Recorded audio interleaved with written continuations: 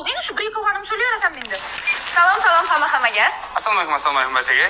Bugun sizlar uchun do'stim yagona top-toza minus taraflarini sanab beraman. Bugun men ham sevib eshitdim. Qanday odam ekanini aytib beraman sizlarga. G'irt minus tarafi bu mas'uliyat yetmaydi. Mas'uliyat nechun mas'uliyat yetmaydi? Tumatalan. Bu tug'ilgandan beri bor.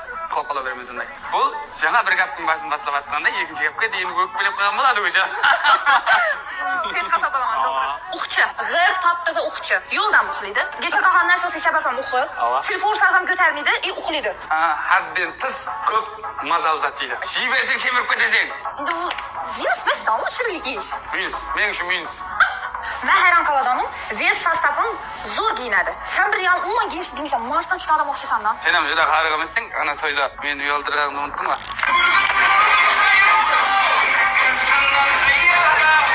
Bo'ldi, endi shu bir-ikki xonimni so'ylaverasan menda. O'tib ketdi-ku, bo'ldi. Endi uyaltirding-ku? Endi u ayb emas-ku, hammaga kulib turadi-ku. Turibqa sharmanda etding meni seni. Men seni? Hamma o'xshini. Hozir men yomon ko'rsattirsa, xalqqa o'rtoqlar. Hammasi o'yin, yaxshi qiz, yaxshi do'st, do'stim omon bo'lgaysam, sog' bo'lgaysam, buning bari hazil edi. Seni yaxshi ko'raman. Meniki hazil emas. Rostdan mas'uliyatsiz. Lekin o'zi yaxshi bola. Sog' bo'lasizlar. Hoppa!